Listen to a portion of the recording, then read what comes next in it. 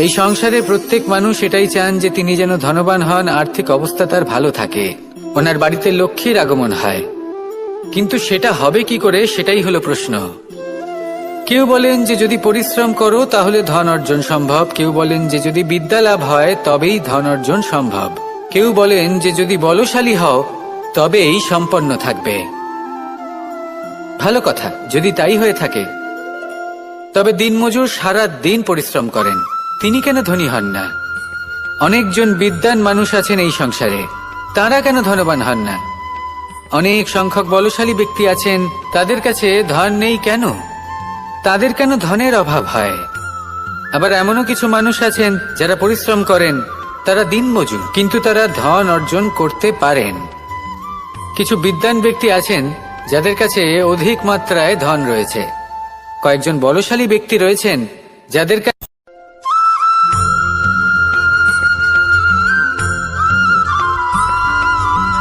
পঞ্চতত্ত্বের মধ্যে দ্বিতীয় তত্ত্ব হল ধরণী, ভূমি, যাকে আমরা ধরণী মাতা বলি।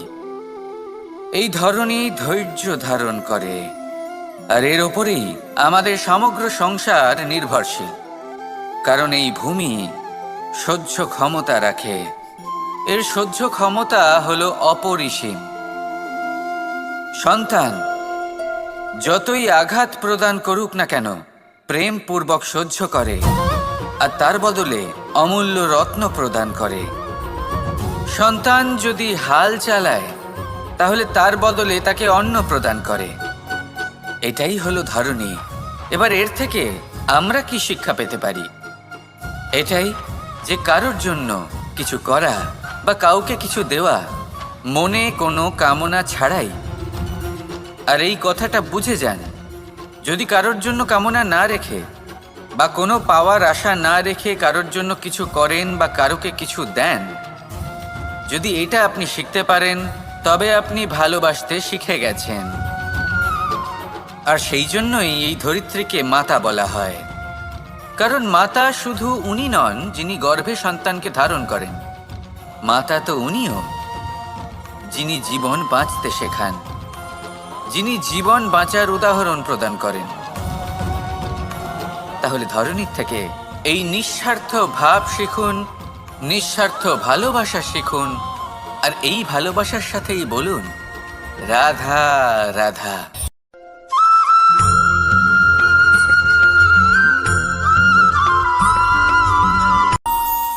আমাদের মনে যখন কোনো প্রশ্ন ওঠে, কোনো দ্বন্দ্ব জাগে, তখন আমরা যাই আমাদের গুরুর কাছে, আমাদের আরাধ্যের কাছে গিয়ে জিজ্ঞেস করি। এইভাবেই একদিন আমি পৌঁছলাম আমার আরাধ্যের কাছে, আমার মহাদেবের কাছে, আর ওনাকে প্রশ্ন করলাম যে মহাদেব, জীবনে আনন্দ পাওয়ার, উৎসব পালনের, প্রেম ভাগ করে নেবার, জীবনকে উপভোগ করে নেওয়ার সর্বশ্রেষ্ঠ সময় কোনটা? মহাদেব হাসলেন আর উনি বললেন, জীবনে উৎসব পালনের সবথেকে শ্রেষ্ঠ দিন হলো মৃত্যুর ঠিক আগের দিনটা। প্রেম ভাগ করে নেওয়ার সবথেকে শ্রেষ্ঠ মুহূর্ত হলো মৃত্যুর ঠিক আগের মুহূর্ত। জীবনকে উপভোগ করে নেওয়ার সর্বশ্রেষ্ঠ প্রহর হলো মৃত্যুর এক প্রহর পূর্বে। তখন আমি চমকে গেলাম। আমি বললাম, কিন্তু মহাদেব, মৃত্যু তো অনিশ্চিত, আমরা জানিও না কবে আমাদের মৃত্যু হবে। মহাদেব আবার হাসলেন। উনি বললেন যে যদি আমরা এভাবে জীবন কাটাই যে আমরা জীবনের প্রত্যেক দিন, প্রত্যেক মুহূর্ত, প্রত্যেক প্রহর শেষ বলে মনে করি, তাহলে আমাদের সমস্ত জীবন আনন্দের সাথেই অতিবাহিত হবে। কি বলেন?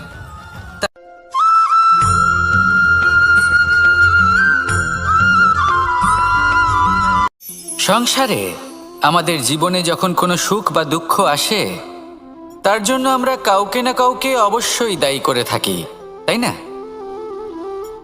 এই ব্যক্তি আমাদের সাথে এরকম কাজ করেছেন, তাই আমার সাথে এমন হলো।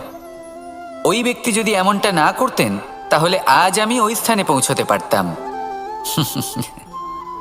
সবই আপনার দৃষ্টিভঙ্গির ওপর নির্ভরশীল, আর যদি আপনার দৃষ্টিভঙ্গি এমন হয় তাহলে তা অনুচিত। সত্যি কথা বলতে এই সংসারে ভিন্ন ভিন্ন ধরনের মানুষ আছে। এটা আপনার ওপর নির্ভর করছে কিভাবে তাদের স্বাগত জানাবেন। একবার ভাবুন, আমি আমার দুটো হাত সামনে নিয়ে এলাম, দুটো মুঠো খুলে দিলাম। দুই প্রকারের মানুষ আসবেন, কিছু না কিছু দিয়ে যাবেন।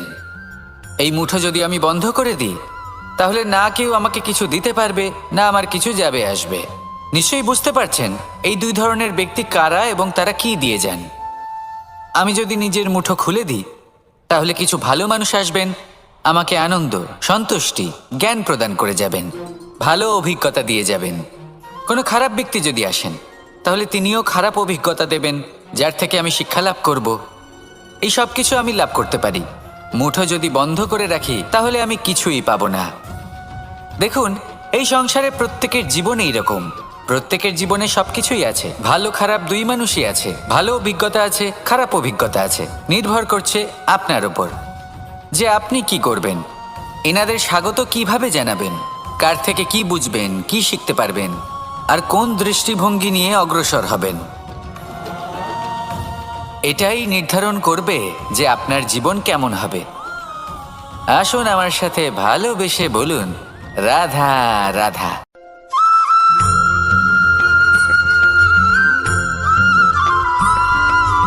জীবনে অগ্রসর হওয়ার জন্য আমাদের কাকে প্রয়োজন হয়?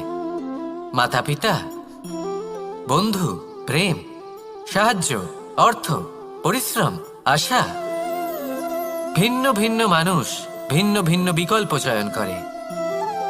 যদি আমি আপনাকে বলি তাহলে জয় আর পরাজয়ের মন্ত্র দুটো শব্দের উপর নির্ভর করে, মেনে নেওয়া আর দৃঢ় হওয়া।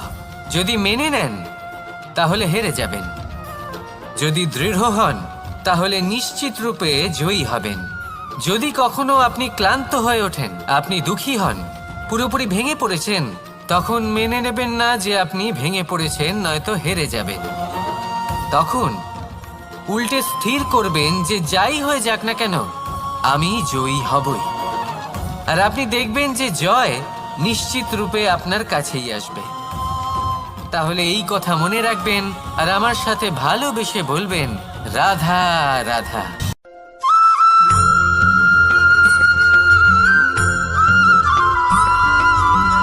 ভালো, শুধু ওনাদের কঠোর ব্যবহার দেখলে আমরা একটু ভয় পেয়ে যাই।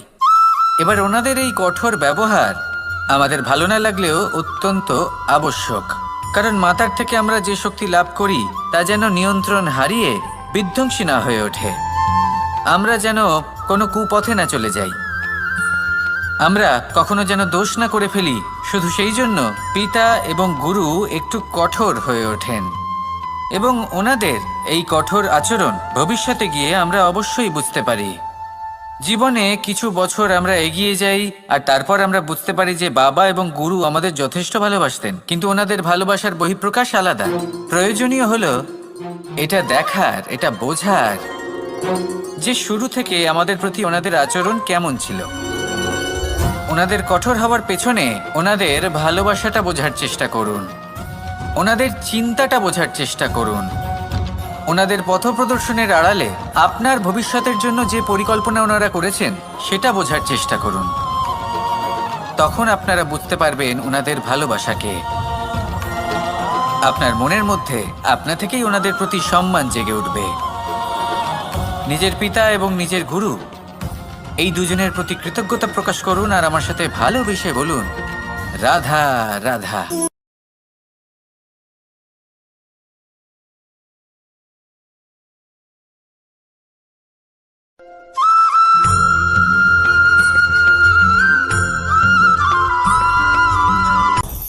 আপনি কখনো পর্বতের শিখরে উঠেছেন? আপনি দেখতে পাবেন পর্বতের পদতলে প্রচুর সুন্দর ফুল রয়েছে, সবুজ বনানী রয়েছে। যত আপনি ওপরে উঠতে থাকবেন তত ফুল কমতে থাকবে, সবুজ বনানী কমতে থাকবে। আরও কিছুটা ওপরে উঠলে কাঁটা জাতীয় গাছ দেখতে পাবেন, শুকনো গাছ দেখতে পাবেন। আরও যদি ওপরে ওঠেন তাহলে পাষাণ দেখতে পাবেন। আরও ওপরে উঠলে হিমখণ্ড দেখতে পাবেন। এই যে পর্বত, তা মনুষ্য জীবনের সবথেকে উত্তম উদাহরণ। মানুষ যখন সাফল্যের শিখরে পৌঁছতে চান, মহানুভবতার শিখরে পৌঁছতে চান, পথে যত আস্তে আস্তে উপরে উঠতে থাকেন, ততই ভৌতিক বস্তু তার থেকে বিচ্ছিন্ন হতে থাকে। যদি তিনি সেই ভৌতিক বস্তুগুলি ত্যাগ না করতে পারেন, তাহলে কখনোই সেই স্থানে পৌঁছতে পারবেন না। আর মানুষ যদি উচিত ত্যাগ করতে পারেন, পথে অগ্রসর হতে থাকেন, এগোতে থাকেন, তাহলে একদিন না একদিন তিনি মহানুভবতার, জ্ঞানের, সাফল্যের হিমের স্বাদ অবশ্যই লাভ করবেন। মনে রাখবেন, মানব জীবনে ত্যাগ হলো অত্যন্ত গুরুত্বপূর্ণ অংশ। আসুন আমার সাথে ভালোবেসে বলুন, রাধা রাধা।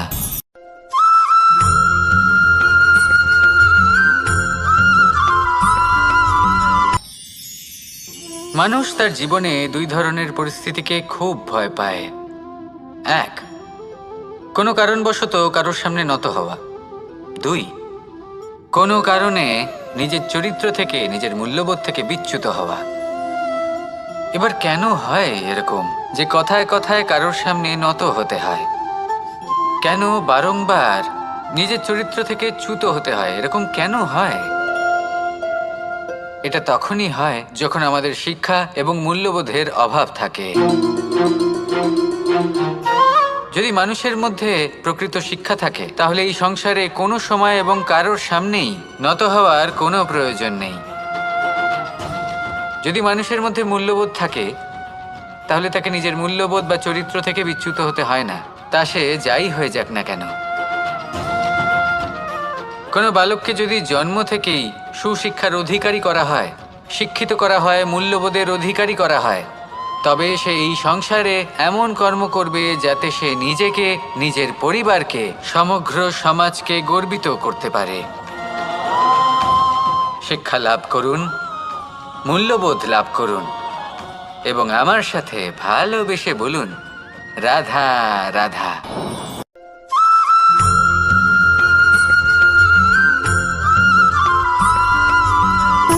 সুখ, দুঃখ এবং শক্তি, এই তিন হলো এই সংসারের ত্রিদেবের মতো। আমাদের জীবনে যা কিছু ঘটছে এই তিনটির ভিত্তির উপরেই হচ্ছে। আসলে এই সংসারের একটা নিয়ম আছে, যখনই আপনি কিছু লাভ করেন, এই সংসার আপনার পরীক্ষা নেয়। এটা জানার জন্য আপনার পরীক্ষা নেয় যে আপনি যা কিছুই লাভ করেছেন, আপনি কি আদৌ সেটার যোগ্য কিনা। ঠিক সেইভাবেই এই সুখ, দুঃখ এবং শক্তি আপনার পরীক্ষা নিয়ে থাকে। যখন সুখ আসে, তখন সে আপনার পরীক্ষা নেয় যে আপনার মধ্যে অহংবোধ জাগ্রত হয়নি তো। যদি অহংবোধ চলে আসে, তাহলে সুখ সেখানেই সঙ্গ ত্যাগ করে। দুঃখ আপনার ধৈর্যের পরীক্ষা নিতে থাকে, আর যদি আপনার মধ্যে ধৈর্য না থাকে, তাহলে এটা আপনাকে আরো বেশি দুঃখের গভীর অন্ধকারে ঠেলে দেবে। সেখানে শক্তি পরীক্ষা নেয় আপনার বিনম্রতার। যদি আপনি বিনম্র না হন, তাহলে হয় এই শক্তি আপনার সঙ্গ ত্যাগ করবে, নয় এই শক্তি বিনম্রতার অভাবে আপনার পতনের কারণ হতে পারে। এই সংসারে যে কোনো ব্যক্তি যিনি এই পরীক্ষায় উত্তীর্ণ হয়ে থাকেন, এই জীবনে তিনি সাফল্য লাভ করেন। আসুন আমার সাথে ভালোবেসে বলুন, রাধা রাধা।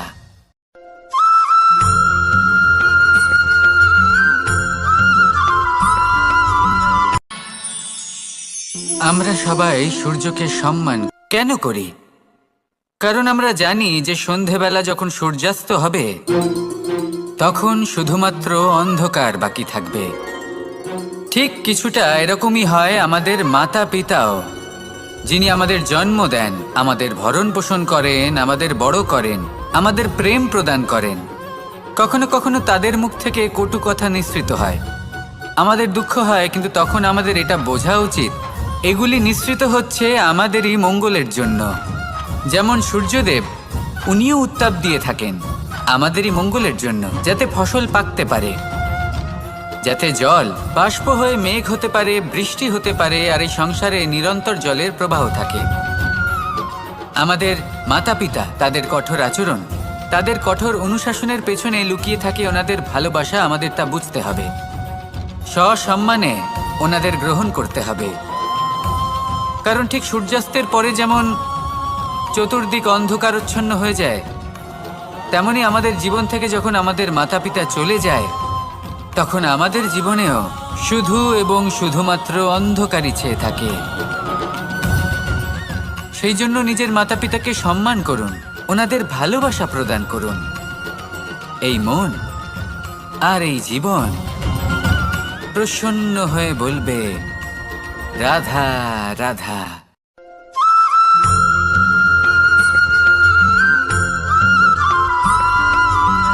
এই সংসারে সবথেকে বেশি কোমল বস্তু হলো রেশম। এই রেশম এতটাই কোমল হয় যে এর পুরো একটা থান শুধুমাত্র একটা হাতে ধরা সম্ভব। কখনো ভেবে দেখেছেন এই রেশম কিভাবে হয়? একটি কীট তার লালার দ্বারা উৎপন্ন হয়। এই কীট সেই রেশমকে পাক দিতে থাকে, পাক দিতেই থাকে আর আস্তে আস্তে তার মধ্যেই জড়িয়ে পড়ে। শেষে ওর এই সুন্দর অমূল্য সৃষ্টি রেশমের এই সুতো, তার নির্মাণ কার্য পূর্ণ হয়। কিন্তু তাতেই ও নিজে বন্দী হয়ে যায়।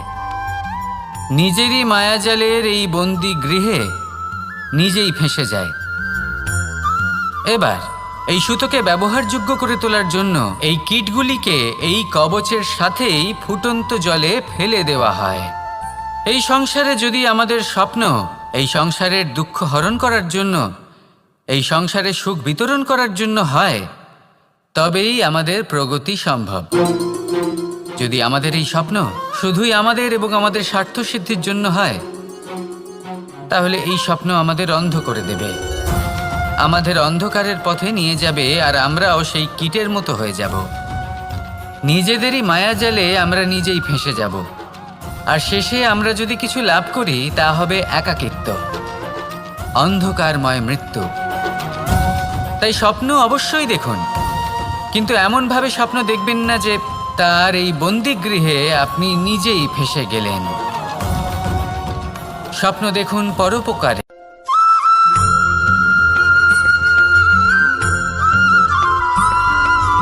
কথায় আছে, প্রত্যেক পুত্র তার পিতার প্রতিচ্ছবি হয়, আর সমস্ত প্রতিচ্ছবি চায় যেন সে তার অস্তিত্ব প্রাপ্ত করতে পারে।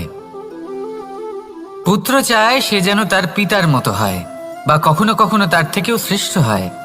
সেটা কোনো অনুচিত ব্যাপার নয়। অনুচিত তখন হয় যখন পুত্র নিজের পিতার মতো হবার স্বপ্ন পূরণ করতে গিয়ে বা তার থেকেও শ্রেষ্ঠ হওয়ার স্বপ্ন পূরণে অনুচিত পথের আশ্রয় নেয়। কারণ তারপরে সে তার পিতার গুণগুলি আত্মসাৎ করতে চায় না। সে শুধুই এটা চায় যে সংসারের চোখে যেন আমি শ্রেষ্ঠ প্রমাণিত হই। এটা অনুচিত। সংসারে এমন অনেক মানুষ আছেন যারা এই কারণে শ্রেষ্ঠ হবার চেষ্টা করেন যাতে তার পরিবারের তার পিতার সম্মান বৃদ্ধি পায়। এমনও মানুষ থাকেন, আর এটাই হলো পার্থক্য উদ্দেশ্যের। মনে রাখবেন, যদি আপনার উদ্দেশ্য শুভ হয় তাহলে পথও শুভ হবে, যদি আপনার উদ্দেশ্য অশুভ হয় তাহলে পথও অশুভ হবে। তাহলে নিজের পিতার মতো হবার চেষ্টা অবশ্যই করুন, তার থেকেও শ্রেষ্ঠ হওয়ার চেষ্টা অবশ্যই করুন, কিন্তু মনে রাখবেন আপনার সংকল্প আর আপনার উদ্দেশ্য এই দুই শুভ হওয়া উচিত। তাহলে আসুন আর আমার সাথে ভালোবেসে বলুন, রাধা রাধা।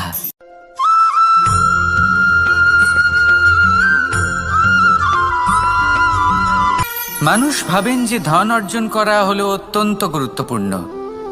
তিনি আজীবন ধন অর্জন করতে থাকেন, ধন অর্জন করার চেষ্টা করতে থাকেন। সে যাই হয়ে যাক না কেন, পরিশ্রম করতে থাকেন। স্বাস্থ্যের দিকে নজর দেন না, না উচিত সময় খাবার খান, না উচিত সময় ঘুমোতে যান, না পর্যাপ্ত সময় পর্যন্ত ঘুমন, কিছুই না। ধন অর্জন করতেই থাকেন। আর কিছু সময় পরে যখন তিনি অসংখ্য ধন লাভ করে ফেলেন, তখন তার সাথে ওনার শরীরে অনেক রোগ বাসা বাঁধে। এইসব রোগের উপচার করতে করতে সেই সমস্ত ধন যা উনি অর্জন করেছেন তা তিনি ব্যয় করে ফেলেন। শেষ পর্যন্ত কি হয়? আমরা যেভাবে এসেছি ঠিক সেইভাবেই ফিরে যাই, ধন এখানেই থেকে যায়। দেখুন, একটা অত্যন্ত গুরুত্বপূর্ণ কথা রয়েছে যে আপনার বোঝা উচিত। এই যে ধন, তার ব্যবহার করুন জীবনকে আরো ভালো করে তোলার জন্য। ধনের সদ্ব্যবহার করা উচিত, এমন যেন না হয় এই ধন আপনাকে ভোগ করে ফেলে। এই জীবনকে নিশ্চিত রূপে আরো শ্রেষ্ঠ করে তুলুন। কিন্তু এই ধন অর্জন করার এই প্রক্রিয়াতে নিজের সারা জীবনকে নষ্ট করে ফেলবেন না। এই জীবন উপভোগ করতে শিখুন, আর আমার সাথে ভালোবেসে বলুন, রাধা রাধা।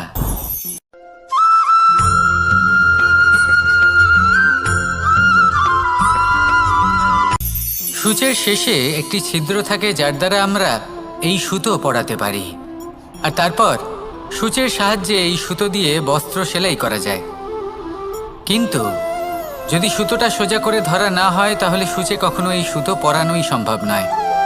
যদি এতে কোনো গিঁট পড়ে, তখন তা কখনোই এই ছিদ্র দ্বারা প্রবেশ করা সম্ভব নয়। ঠিক এইভাবেই যদি আপনি কারোর জীবনে প্রবেশ করতে চান, কারোর অন্তরে প্রবেশ করতে চান, তাহলে আপনাকেও সহজ থাকতে হবে। এতে কোনো গিঁট থাকলে চলবে না, অর্থাৎ মনে যাতে কোনো মালিন্য না থাকে, যেন কোনো কুচিন্তা না থাকে। যদি এসব থাকে, তাহলে আপনি কখনো কারোর জীবনে প্রবেশ করতে পারবেন না। আর যদি কোনোভাবে আপনি প্রবেশ করেও যান, তাহলে তার মনে ঘর করতে পারবেন না। নিজেকে এই সুতোর মতন করে তুলুন, সহজ। মনে যেন কোনো কুচিন্তা না থাকে, সবার প্রতি যেন সদ্ভাবনা থাকে, শুভ চিন্তা থাকে। এমনটা করতে থাকুন। এমন একটা দিন আসবে যেদিন এই সমস্ত সংসারের ব্যক্তির মনে আপনি বাস করবেন, আর তখন এই মন প্রসন্ন হয়ে বলবে, রাধা রাধা।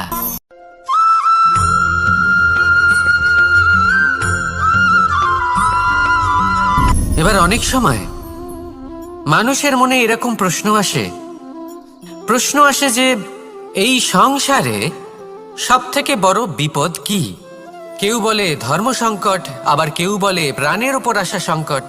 প্রত্যেক মানুষের জীবনে বিভিন্ন সংকট আসে, আর এই সমস্ত সংকট অত্যন্ত বিচিত্র হতে পারে। এই সমস্ত সংসার হলো সংকট দ্বারা পরিপূর্ণ। ঠিক আছে, আপনাকে একটা উদাহরণ দিই। একজন ধনী ব্যক্তি, এবার ওনার জীবনে সংকট কি হতে পারে? সংকট এটাই যে কেউ তার সম্পত্তি চুরি না করে নেয়, আমরা বুঝতে পারছি। এবার একজন চোর, তার জীবনে সংকট কি হতে পারে? যে চুরি করার সময় সে যদি তার একটা কাশি চাপতে না পারে, তাহলে সে ধরা পড়ে যেতে পারে, ঠিক কিনা? আবার অনেক সময় এমনও হয় যে যার জন্য আমি সংকট, সেও আমার কাছে সংকট। যেমন এই পরিস্থিতিতে দেখুন, সংকট হলো সংকট, এ তো জীবনে থাকবে, কিন্তু এর সম্মুখীন কিভাবে হওয়া যায়? খুব সরল। সব এটার ওপর নির্ভর করে, মনের ওপর। এই মনকে নিয়ন্ত্রণ করলে সব ঠিক থাকবে। এবার যদি ধনী ব্যক্তি মনকে নিয়ন্ত্রণ করে ফেলেন, নিজের অর্থের ব্যবহার শুভ কাজের জন্য, সমাজের সেবার জন্য বিকাশ করতে করেন, ওই অর্থকে একত্রিত করে না রাখেন, তাহলে চুরির সমস্যা, এই সংকট সেখানেই কেটে যাবে। এবার যদি কথা বলি সেই চোরের, তাহলে চোর যদি নিজের মনকে সংযত করে নেয়, যদি নিজের কর্মকে নিয়ন্ত্রণ করতে পারে, তাহলে এমন কোনো স্বর নেই যা ওকে ধরা পড়তে বাধ্য করবে। সেই জন্য জীবনে সংকট যতই আসুক, যত বড়ই সংকট আসুক না কেন, কবচ হলো একটাই, আর এই কবচের নাম হলো আত্মনিয়ন্ত্রণ। নিজের মনকে নিয়ন্ত্রণে রাখতে শিখুন। এটা নিজের জীবনে প্রয়োগ করে তো দেখুন। যদি আপনি করতে পারেন, তবে আপনি দেখবেন যে সংকট তো জীবনে আসা যাওয়া করে, কিন্তু সেই সংকটগুলির সম্মুখীন আপনি এইভাবে করতে পারবেন। তাহলে সেটাই করুন, আর আমার সাথে ভালোবেসে বলুন, রাধা রাধা।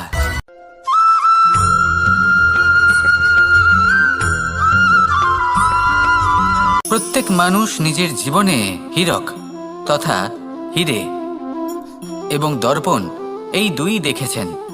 এই দুই হলো সাদা এবং এরা দুজনেই আলোর প্রতিফলন ঘটায় এবং এরা দুজনেই উজ্জ্বল হয়ে ওঠে। আপনি হয়তো মনে মনে ভাবছেন যে এটা কি ধরনের তুলনা করছি। একটা হিরে তো রত্ন, তার মূল্য দর্পণের থেকে অনেক গুণ বেশি। কিন্তু হিরে থাকাতে দর্পণের মূল্য কিন্তু কোনো অংশে কমে যায় না, তাই না? মানুষ যখন হিরে নিজের হাতে নেয় তখন সবার আগে কি খোঁজে? দর্পণ, যাতে তার মধ্যে দিয়ে দেখে সে বুঝতে পারে যে সেই হিরে আদৌ তার শোভাবর্ধন করছে কিনা, তাকে ভালো দেখাচ্ছে কিনা, প্রসাধনের জন্য সেটা ব্যবহার করা ঠিক হবে কিনা। অর্থাৎ হীরের উপস্থিতিতে দর্পণের গুরুত্ব কম হলো না, দর্পণের কারণে হীরের মূল্য বোঝা গেল। আমাদের জীবনেও ঠিক এরকমই ঘটে। আপনারা যদি সংসারে নিজের আশেপাশে দেখেন, এমন অনেক মানুষ দেখতে পাবেন যারা নিজেদের ক্ষেত্রে মহান স্থানে পৌঁছেছেন, নিপুণ এবং শ্রেষ্ঠ হয়েছেন। আর তাদের মধ্যে আপনার নিজের মনে হয় যেন আপনি হলেন দর্পণ। নিজেকে ছোট মনে করবেন না। আপনার মূল্য কম হচ্ছে না, আপনার নিজস্ব মূল্য আছে। আর যদি আপনার অস্তিত্ব না থাকে তাহলে ওনাদের অস্তিত্বের মূল্য সংসার বুঝতেই পারবে না। জীবনে সবসময় চেষ্টা করবেন যাতে আপনি আরো বেশি শ্রেষ্ঠ হয়ে উঠতে পারেন। আপনি নিজে যে স্থানে আছেন সেটাকে ছোট মনে করবেন না, তারও নিজস্ব একটা মূল্য আছে। যদি আপনি হিরে হয়ে থাকেন তাহলে অহংকার করবেন না, যদি আপনি দর্পণ হয়ে থাকেন তাহলে নিজেকে ছোট মনে করবেন না। আসুন আর আমার সাথে ভালোবেসে বলুন, রাধা রাধা।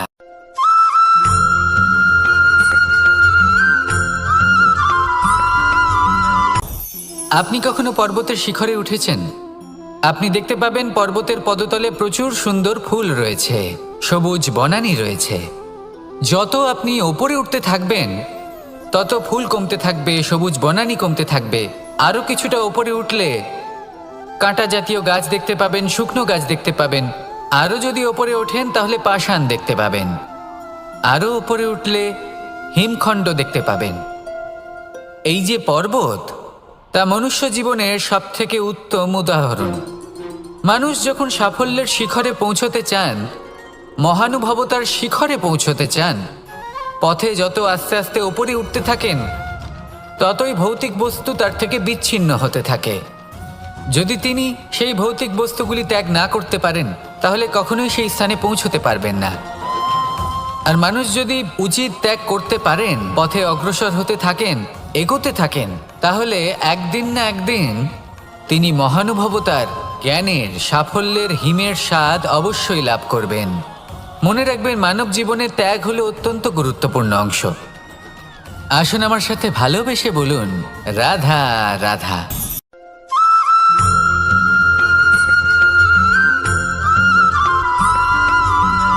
পিতা আর পুত্রের সম্পর্ক অত্যন্ত মধুর হয়ে থাকে। পিতা স্বপ্ন দেখেন, তাকে পূর্ণ করার সকল সম্ভাব্য চেষ্টা করেন, কিন্তু তাও অনেক সময় ওনার স্বপ্ন অপূর্ণ থেকে যায়। তখন পিতা ভাবেন যে স্বপ্ন উনি পূর্ণ করতে পারেননি, ওনার সন্তান তা অবশ্যই পূরণ করবে। যে স্থানে উনি কখনো পৌঁছতে পারেননি, সেই স্থানে ওনার পুত্র অবশ্যই পৌঁছবে। পিতা নিজের সন্তানের ভবিষ্যৎ নিয়ে সেই স্বপ্ন দেখেন, আর যখন সেই সন্তান সামনে এগোতে থাকে তখন তার দুঃখ হয় না, বরং গর্ব হয়। ওনার ভালো লাগে এটা দেখে যে ওনার সন্তান অনেক উন্নতি করছে। কিন্তু যখন সন্তান নিজের অভিভাবকের শক্তি দেখে, তার যশ দেখে হিংসা করতে থাকে, সমস্যা সেইখানেই শুরু হয়। সেই জন্য সকল সন্তানকে এটা মনে রাখতে হবে, দেখুন, পুত্র হবার সুবাদে, এক সন্তান হবার সুবাদে এটা হলো আপনার অধিকার যে আপনি আপনার পিতার থেকে বেশি উন্নতি করবেন। আপনার পিতাও এটাই চান, কিন্তু সুস্থভাবে এটা করুন। একটা রেখা টেনে নিন যাতে আপনি তাতে এগোতে পারেন আর আপনার পিতার তাতে গর্ববোধ হয়, আর সেই বিষয়ে দুঃখ না হয় যে আমার সন্তান আমাকেই ছোট করার চেষ্টা করছে। ইতিহাস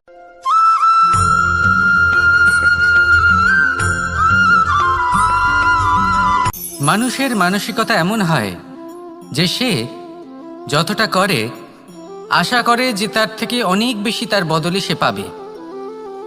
দেখুন, সবকিছুই আপনার ভাবনা চিন্তার উপর নির্ভর করছে। আপনি যদি ফলের বিষয়ে ভেবে কর্ম করতে থাকেন তাহলে সেটা অনুচিত। জীবনের আসল আনন্দ হলো নিজের কর্ম করতে থাকা, ফলের চিন্তা করা উচিত নয়। যদি আপনি এরকম ভাবেন যে আমি এতটা করছি, আমার এতটা পাওয়া উচিত, সেই ভাবনা অনুচিত।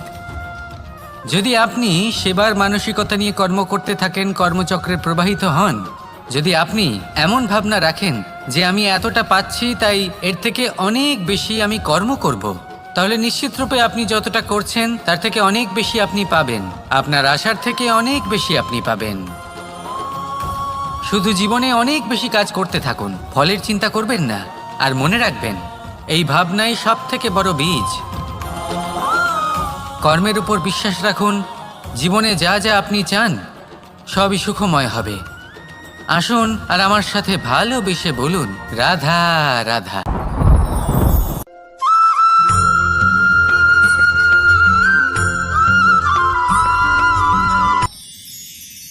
মানুষ তার জীবনে দুই ধরনের পরিস্থিতিকে খুব ভয় পায়।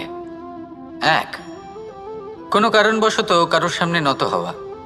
দুই, কোনো কারণে নিজের চরিত্র থেকে, নিজের মূল্যবোধ থেকে বিচ্যুত হওয়া। এবার কেন হয় এরকম যে কথায় কথায় কারোর সামনে নত হতে হয়? কেন বারংবার নিজের চরিত্র থেকে চ্যুত হতে হয়? এরকম কেন হয়? এটা তখনই হয় যখন আমাদের শিক্ষা এবং মূল্যবোধের অভাব থাকে। যদি মানুষের মধ্যে প্রকৃত শিক্ষা থাকে তাহলে এই সংসারে কোনো সময় এবং কারোর সামনেই নত হওয়ার কোনো প্রয়োজন নেই। যদি মানুষের মধ্যে মূল্যবোধ থাকে তাহলে তাকে নিজের মূল্যবোধ বা চরিত্র থেকে বিচ্যুত হতে হয় না, তা সে যাই হয়ে যাক না কেন। কোনো বালককে যদি জন্ম থেকেই সুশিক্ষার অধিকারী করা হয়, শিক্ষিত করা হয়, মূল্যবোধের অধিকারী করা হয়, তবে সে এই সংসারে এমন কর্ম করবে যাতে সে নিজেকে, নিজের পরিবারকে, সমগ্র সমাজকে গর্বিত করতে পারে। শিক্ষা লাভ করুন, মূল্যবোধ লাভ করুন এবং আমার সাথে ভালোবেসে বলুন, রাধা রাধা।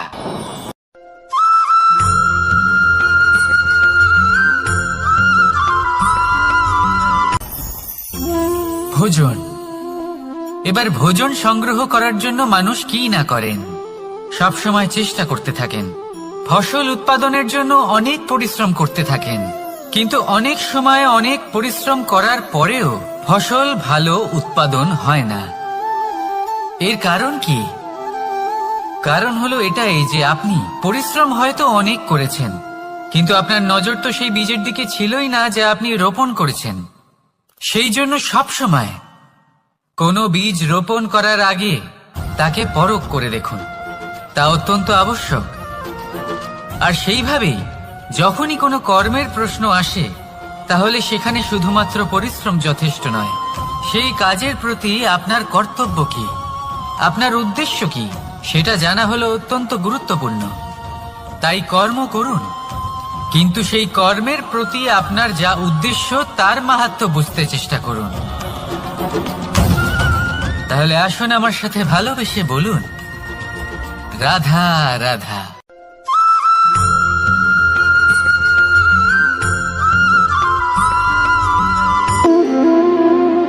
সম্পর্ক হলো আমাদের জীবনের একটি আধার।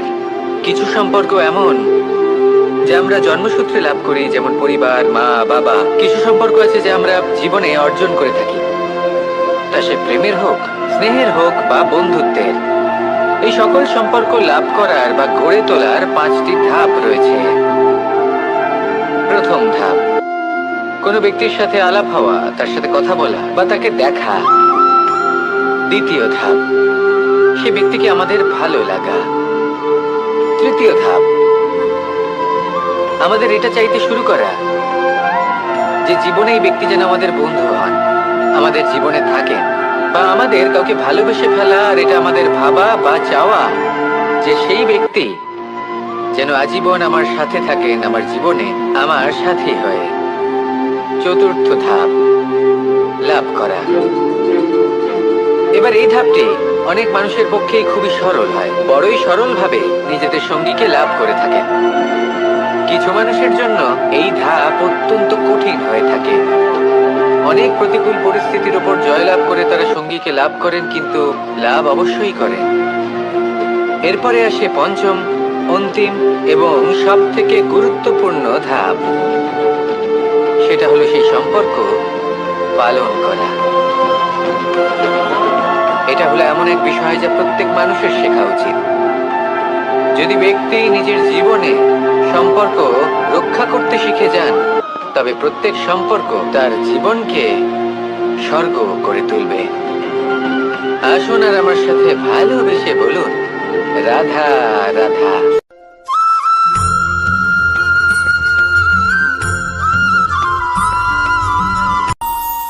আমাদের মনে যখন কোনো প্রশ্ন ওঠে, কোনো দ্বন্দ্ব জাগে, তখন আমরা যাই আমাদের গুরুর কাছে, আমাদের আরাধ্যের কাছে গিয়ে জিজ্ঞেস করি।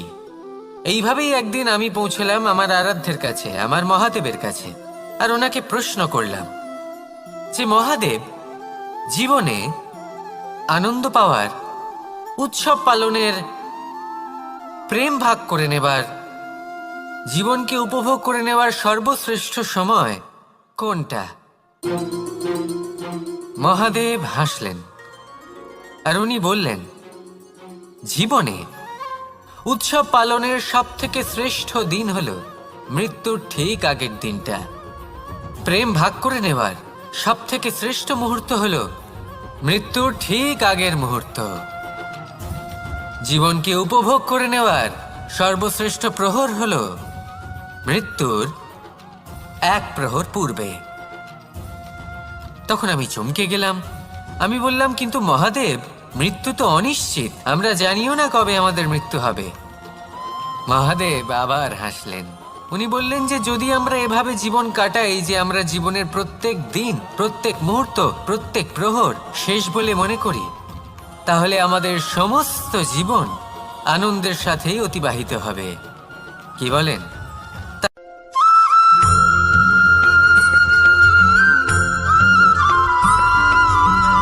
এই সংসারে কোনো বস্তু হোক বা ব্যক্তি হোক, তার একার গুরুত্ব কিন্তু খুব বেশি নয়। একটা উদাহরণ হিসেবে বৃষ্টির ফোঁটাকে ভেবে দেখুন। যদি একটি বৃষ্টির ফোঁটা হয় তাহলে তার খুব বেশি গুরুত্ব থাকে না, কিন্তু যখন সহস্র বৃষ্টির ফোঁটা মেঘের মধ্যে দিয়ে ঝরে পড়ে, তখন সেটা বর্ষার রূপ ধারণ করে। সেই বর্ষা যা এই প্রকৃতিকে শান্ত করে। সেইভাবেই পাথরের ছোট টুকরো, তার খুব বেশি গুরুত্ব থাকে না, কিন্তু যখন অসংখ্য পাথরের টুকরো একত্রিত হয় তখন তা পর্বতের আকার ধারণ করে। সেইভাবেই কিছু মানুষ যখন একত্রিত হন তখন তৈরি হয় পরিবার, কিছু পরিবার যখন একত্রিত হয় তখন তৈরি হয় সমাজ, যখন অনেক সংখ্যক সমাজ একত্রিত হয় তখন তৈরি হয় রাজ্য। এবার এই রাজ্যের সব থেকে গুরুত্বপূর্ণ ব্যক্তি হতে পারেন রাজা, কিন্তু তাও সেই রাজা একা কিছু করতে পারেন না। যুদ্ধ লড়ার সময় তারও নিজের সৈন্যদলকে প্রয়োজন পড়ে। কিন্তু এই সংসারে এমন একজন ব্যক্তি আছেন যিনি একাই সব কাজ করতে থাকেন, এবং সেই ব্যক্তি হলেন মা। আমাদের জীবনে একজন পিতার ভূমিকা কিন্তু নিঃসন্দেহে অমূল্য, কিন্তু আমাদের সকলের জীবনে যে ভূমিকা একজন মায়ের তা অন্য কারোর থাকে না। একজন মা একাই সন্তানকে বড় করতে পারেন, সংস্কারী করে তুলতে পারেন, তার জন্য পরিশ্রম করেন। আর এত কিছু কাজ করার পরেও তার কাজের জন্য তিনি প্রশংসা অবশ্য পান না। উল্টে যদি সেই সন্তান অনুচিত পথে চালিত হয়, অনুচিত কর্ম করে, তখন সেই মাকেই অপবাদের পাত্র হয়ে উঠতে হয়। আমাদের জীবনে মায়ের যোগদান কতটা সেটা বুঝুন। আপনাকে বড় করে তোলার জন্য উনি কতটা পরিশ্রম করেছেন সেটা বুঝুন। আজ থেকে, এখন থেকে, এই মুহূর্ত থেকে মাকে সম্মান করতে শিখুন। যখন সময় পাবেন, যখন সুযোগ হবে, তখন তার প্রশংসা করুন, ওনারও ভালো লাগবে। আর মায়ের এই মমতার জন্য, তার এই ভূমিকার জন্য আসুন সবাই মিলে আমরা তাকে প্রণাম করি। আর সকলে মিলে ভালোবেসে বলি, রাধা রাধা।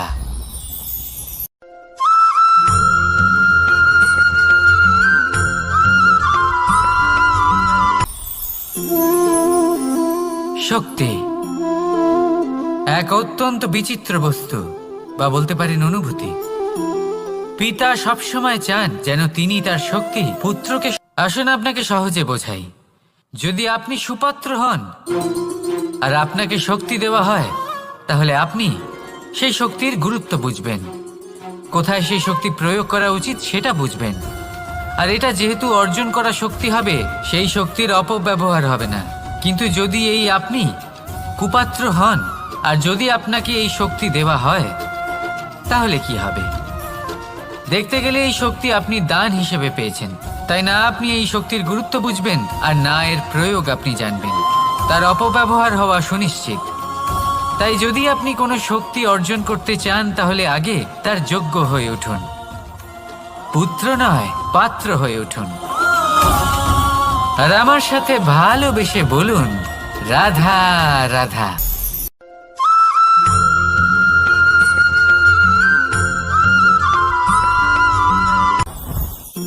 জীবনে কিছু শেখা অত্যন্ত গুরুত্বপূর্ণ। এবার কি কি শিখতে হবে সেই সব শেখানোর জন্য অনেক শিক্ষক রয়েছেন, কিন্তু কি শিখবেন না আর কি করবেন না, এটা আমাদের নিজের অভিজ্ঞতা দিয়ে শিখতে হয়। কিন্তু তার মানে এটা নয় যে যদি আপনাকে শিখতে হয় যে আগুনের তাপ কতটা, আপনাকে আগুনের মধ্যে হাত দিতে হবে। না, অন্য কারোর অভিজ্ঞতা দ্বারাও শিখতে পারেন। প্রশ্ন শুধুমাত্র একটাই যে আপনি কি শিখতে চান নাকি চান না। যদি আপনি এটাই ভাবেন যে আমি শুধুই নিজের অভিজ্ঞতা দ্বারাই শিখতে চাই, তাহলে জীবনকাল ছোট মনে হবে, অনেক কিছুই শিখতে পারবেন না। তাই নিজের সাথে সাথে বড়দের অভিজ্ঞতা দ্বারাও শেখা শুরু করে দিন। এই সংসারের অভিজ্ঞতা দ্বারা শিখতে শুরু করে দিন। আর এটা নিশ্চিত রূপে শেখা আবশ্যক যে কখন কি করবেন না, কোথায় থামতে হবে আর কোথায় থামবেন না। তাহলে আসুন আর আমার সাথে ভালোবেসে বলুন, রাধা রাধা।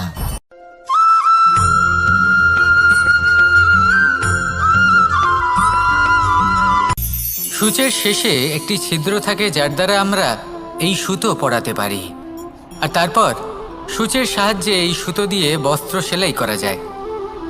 কিন্তু যদি সুতোটা সোজা করে ধরা না হয়, তাহলে সূচে কখনো এই সুতো পরানোই সম্ভব নয়। যদি এতে কোনো গিঁট পড়ে, তখন তা কখনোই এই ছিদ্র দ্বারা প্রবেশ করা সম্ভব নয়। ঠিক এইভাবেই যদি আপনি কারোর জীবনে প্রবেশ করতে চান, কারোর অন্তরে প্রবেশ করতে চান, তাহলে আপনাকেও সহজ থাকতে হবে। এতে কোনো গিঁট থাকলে চলবে না, অর্থাৎ মনে যাতে কোনো মালিন্য না থাকে, যেন কোনো কুচিন্তা না থাকে। যদি এসব থাকে, তাহলে আপনি কখনো কারোর জীবনে প্রবেশ করতে পারবেন না। আর যদি কোনোভাবে আপনি প্রবেশ করেও যান, তাহলে তার মনে ঘর করতে পারবেন না। নিজেকে এই সুতোর মতন করে তুলুন, সহজ। মনে যেন কোনো কুচিন্তা না থাকে, সবার প্রতি যেন সদ্ভাবনা থাকে, শুভ চিন্তা থাকে। এমনটা করতে থাকুন। এমন একটা দিন আসবে যেদিন এই সমস্ত সংসারের ব্যক্তির মনে আপনি বাস করবেন, আর তখন এই মন প্রসন্ন হয়ে বলবে, রাধা রাধা।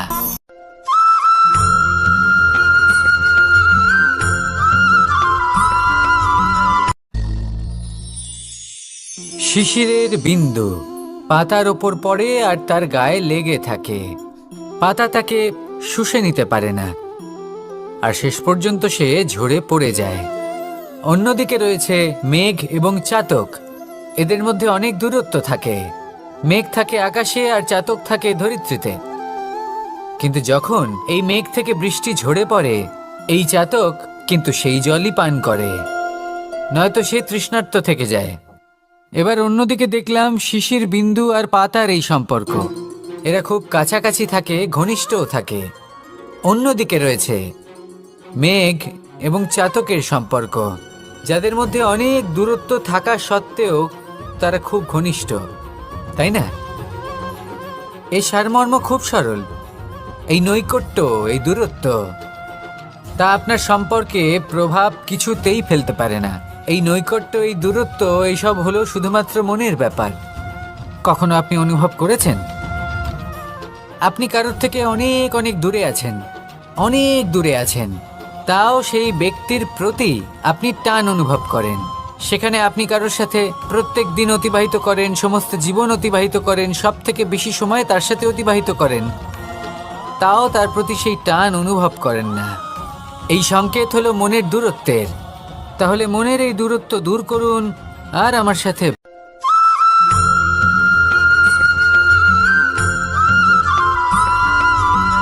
এই সংসারে সব থেকে বড় ব্যক্তি কে? আপনি বলবেন এ কেমন ধরনের প্রশ্ন, কিন্তু এটা হলো সব থেকে উচিত প্রশ্ন। কেউ এর উত্তর দেবে যে সেই মহাপ্রতাপী রাজা, তিনি হলেন সব থেকে বড় ব্যক্তি, সেই বড় রাজনীতিবিদ, তিনিই সব থেকে বড় ব্যক্তি। আমি আপনাকে জানাই যে সংসারের সব থেকে বড় ব্যক্তি হলেন তিনি, যার সাথে দেখা করলে আপনি নিজেকে ছোট মনে করবেন না।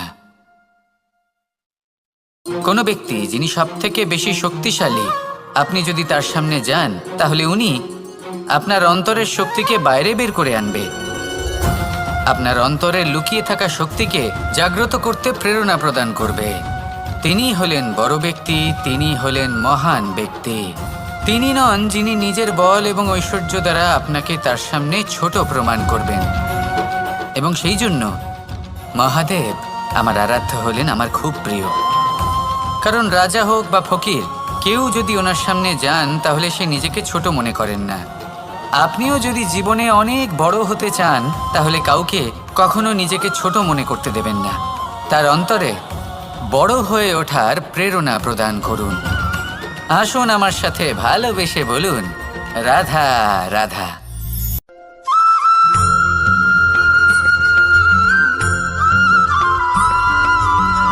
যখন আমরা কোনো বনে প্রবেশ করি তখন এই সবুজ ঘাস দেখে, এই কোমল ঘাস দেখে আমাদের মন প্রফুল্ল হয়ে ওঠে। ভিন্ন ভিন্ন প্রজাতির ফুল, ভিন্ন ভিন্ন রঙের ফুল দেখে এই মন আনন্দে ভরে ওঠে। এখানে শিশুরা আনন্দ লাভ করে, বড়রা ভোজন গ্রহণ করেন, কথাবার্তা বলেন, হাঁটাহাঁটি করে বেড়ান। এবার ভেবে দেখুন, যখন এই উপবনের নির্মাণ হয়েছিল সেই সময় যদি এই মাটিকে সঠিকভাবে খনন না করা হতো, যদি তাতে সঠিকভাবে বীজ রোপণ না করা হতো, যদি কোনো সংঘর্ষ না হতো, পরিশ্রম না করা হতো, যদি চলতে চলতে পায়ে কাঁটা না বিঁধে যেত, তাহলে এই সুন্দর বন দেখে আমরা কি এই আনন্দ লাভ করতে পারতাম? কখনোই নয়। ধরুন কোনো নদীর তটে সুন্দর একটি বন আছে, সেই বনের আনন্দ লাভ করতে গেলে আপনাকে সেই নদী পার করতেই হবে। যদি সুখের নদীর কাছে পৌঁছতে চান তাহলে তটে যে কাঁটা রয়েছে সেগুলোর সাথে সংঘর্ষ করতেই হবে। এই সংসারে যদি আপনি সুখ লাভ করতে চান তাহলে সুখ লাভের এই যাত্রা শুরু করতে হবে সংঘর্ষ দ্বারা।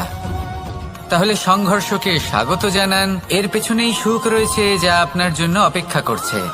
এবার হাসুন আর আমার সাথে ভালোবেসে বলুন, রাধা।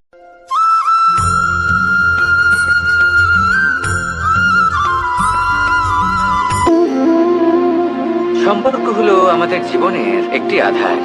কিছু সম্পর্ক এমন যা আমরা জন্মসূত্রে লাভ করি, যেমন পরিবার, মা, বাবা। কিছু সম্পর্ক আছে যা আমরা জীবনে অর্জন করে থাকি, তা সে প্রেমের হোক, স্নেহের হোক বা বন্ধুত্বের। এই সকল সম্পর্ক লাভ করার বা গড়ে তোলার 5টি ধাপ রয়েছে। প্রথম ধাপ, কোনো ব্যক্তির সাথে আলাপ হওয়া, তার সাথে কথা বলা বা তাকে দেখা। দ্বিতীয় ধাপ, সে ব্যক্তিকে আমাদের ভালো লাগা। তৃতীয় ধাপ,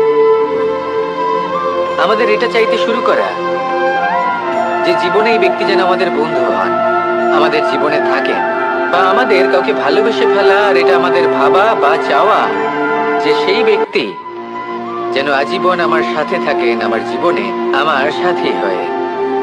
চতুর্থ ধাপ, লাভ করা। এবার এই ধাপটি অনেক মানুষের পক্ষেই খুবই সরল হয়, বড়ই সরলভাবে নিজেদের সঙ্গীকে লাভ করে থাকেন। কিছু মানুষের জন্য এই ধাপ অত্যন্ত কঠিন হয়ে থাকে। অনেক প্রতিকূল পরিস্থিতির উপর জয়লাভ করে তারা সঙ্গীকে লাভ করেন, কিন্তু লাভ অবশ্যই করেন।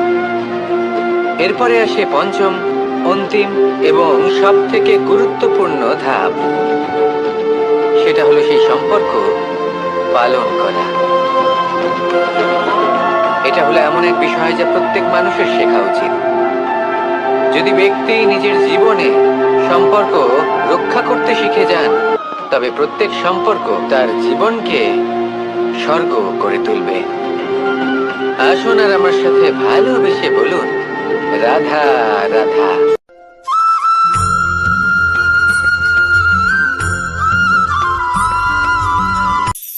কখনো কোনো বাগানের কোনো বৃক্ষকে দেখেছেন যেখানে সুগন্ধি ফুল থাকে, রসালো ফল থাকে?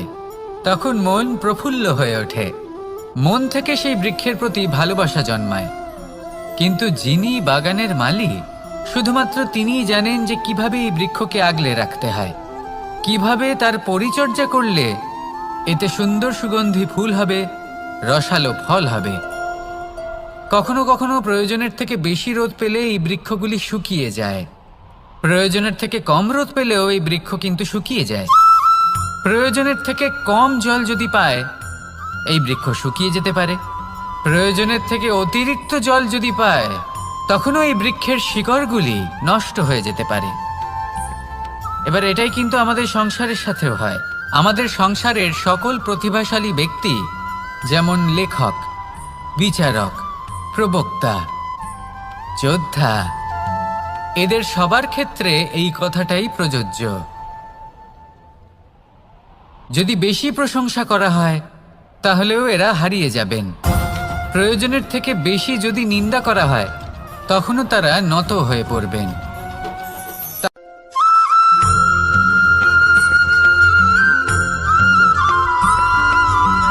পঞ্চতত্ত্বের মধ্যে দ্বিতীয় তত্ত্ব হল ধরণী, ভূমি, যাকে আমরা ধরণী মাতা বলি। এই ধরণী ধৈর্য ধারণ করে, আর এর ওপরেই আমাদের সমগ্র সংসার নির্ভরশীল। কারণ এই ভূমি সহ্য ক্ষমতা রাখে, এর সহ্য ক্ষমতা হলো অপরিসীম। সন্তান যতই আঘাত প্রদান করুক না কেন, প্রেম পূর্বক সহ্য করে, আর তার বদলে অমূল্য রত্ন প্রদান করে।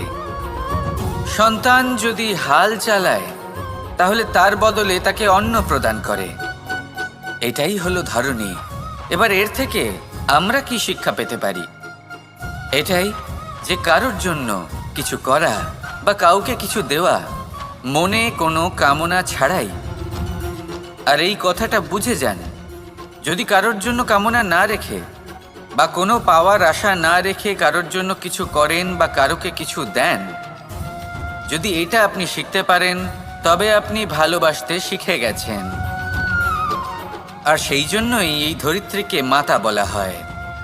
কারণ মাতা শুধু উনি নন যিনি গর্ভে সন্তানকে ধারণ করেন, মাতা তো উনিও যিনি জীবন বাঁচতে শেখান, যিনি জীবন বাঁচার উদাহরণ প্রদান করেন।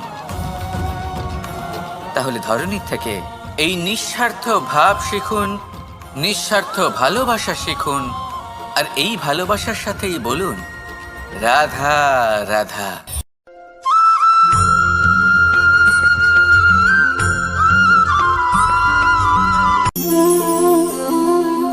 নিয়তি। রাধা আমাকে বলে, কৃষ্ণ, যদি তুমি জানো যে নিয়তিতে কি আছে, তাহলে তাকে বদলে দাও না কেন? মহাদেব আমাকে বলেন যে শ্রীকৃষ্ণ, যদি আপনি এটা জানেন যে সাম্বের নিয়তি এটাই, তাহলে আপনি তাকে বদলানোর চেষ্টা কেন করেন? কেন? কারণ আমি একজন পিতা, আর পিতার কর্তব্য এটাই, তিনি যেন সম্ভাব্য সব চেষ্টা করেন নিজের সন্তানের মঙ্গলের জন্য। নিয়তি আমি জানি, কিন্তু এটাও আমি জানি যে কর্মের থেকে বড় আর কোনো নিয়তি হতে পারে না। অভিজ্ঞতাও রয়েছে যে কর্মের হাতে নিয়তির এই চক্র বদলে যেতে পারে। তাই জীবনে যদি আপনার কখনো এমন মনে হয় যে এটা তো অসম্ভব, তখনও চেষ্টা করা কখনোই ছাড়বেন না। কে বলতে পারে আপনারই কর্মের কোনো এক বীজ হয়তো নিয়তির চাকায় আটকে গেল আর নিয়তিকে নিজের পথ পাল্টাতে হলো, ঠিক কি না? সেই জন্য নিয়তিকে ভাগ্য মেনে নিয়ে চুপ করে বসে থাকবেন না। নিজের নিয়তি স্বয়ং নিজের কর্মের দ্বারা নির্ধারিত করুন, কারণ আপনার এই কর্মের ওপরেই আপনার অধিকার রয়েছে। আর এই অধিকারকে নিয়তি অনেক সময় সম্মানও করে। তাহলে আসুন আর আমার সাথে ভালোবেসে বলুন, রাধা রাধা।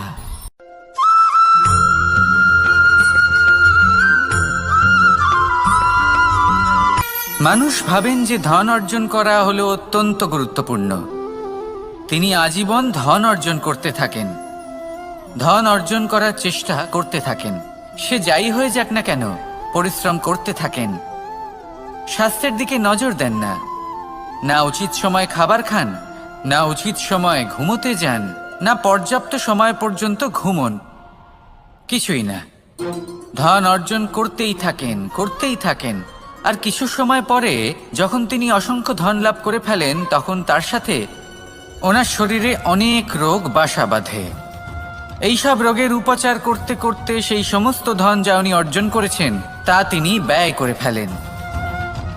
শেষ পর্যন্ত কি হয়? আমরা যেভাবে এসেছি ঠিক সেইভাবেই ফিরে যাই, ধন এখানেই থেকে যায়। দেখুন, একটা অত্যন্ত গুরুত্বপূর্ণ কথা রয়েছে যে আপনার বোঝা উচিত। এই যে ধন, তার ব্যবহার করুন জীবনকে আরো ভালো করে তোলার জন্য। ধনের সদ্ব্যবহার করা উচিত, এমন যেন না হয় এই ধন আপনাকে ভোগ করে ফেলে। এই জীবনকে নিশ্চিত রূপে আরো শ্রেষ্ঠ করে তুলুন। কিন্তু এই ধন অর্জন করার এই প্রক্রিয়াতে নিজের সারা জীবনকে নষ্ট করে ফেলবেন না। এই জীবন উপভোগ করতে শিখুন। আর আমার সাথে ভালোবেসে বলুন, রাধা রাধা।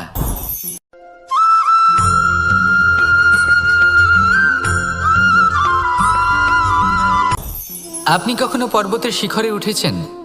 আপনি দেখতে পাবেন পর্বতের পদতলে প্রচুর সুন্দর ফুল রয়েছে, সবুজ বনানী রয়েছে। যত আপনি ওপরে উঠতে থাকবেন তত ফুল কমতে থাকবে, সবুজ বনানী কমতে থাকবে।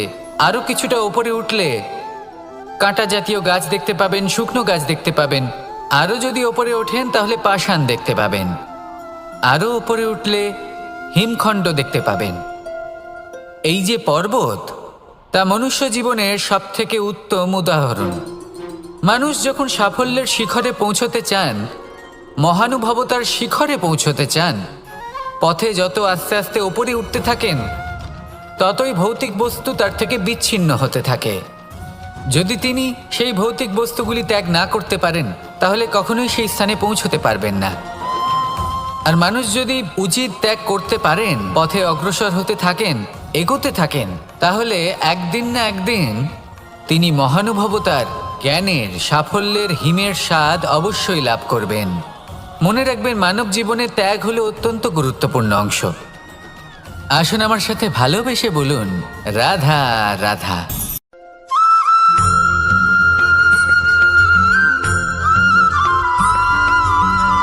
কেউ বলে জীবন খুব ক্ষণস্থায়ী, কেউ বলে জীবন হলো একটা সুন্দর স্বপ্নের মতো, আবার কেউ বলবে জীবন হলো এক কঠোর সত্য।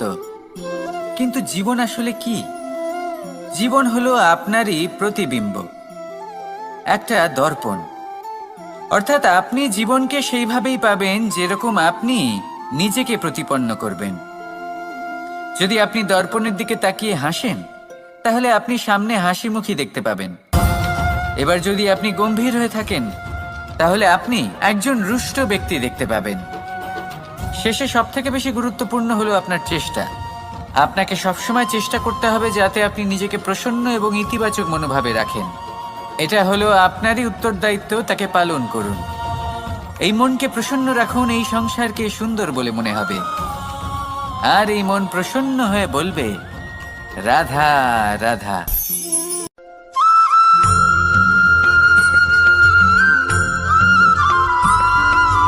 আমাদের শরীর প্রকৃতির সর্বশ্রেষ্ঠ রচনা। যে অঙ্গ প্রত্যঙ্গ আমরা লাভ করেছি প্রত্যেকটির মধ্যে একটি নিজস্ব বার্তা রয়েছে। একটু ভেবে দেখুন, দুটি চোখ দিয়েছে দেখার জন্য, দুটি কান দিয়েছে শোনার জন্য, নাসিকাও আছে দুটি, দুটি হাত দিয়েছে দ্বিগুণ পরিশ্রম করার জন্য, কিন্তু জিভ শুধুমাত্র একটি। তার উপরেও তীক্ষ্ণ বলিষ্ঠ দাঁত দিয়েছে তার রক্ষার জন্য। কখনো ভেবে দেখেছেন কেন?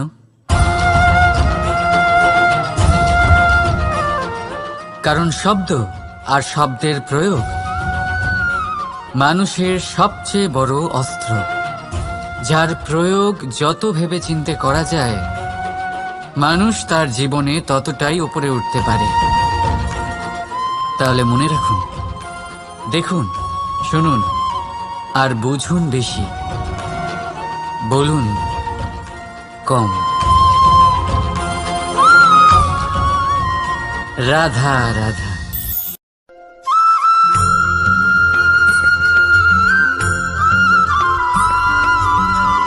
জীবন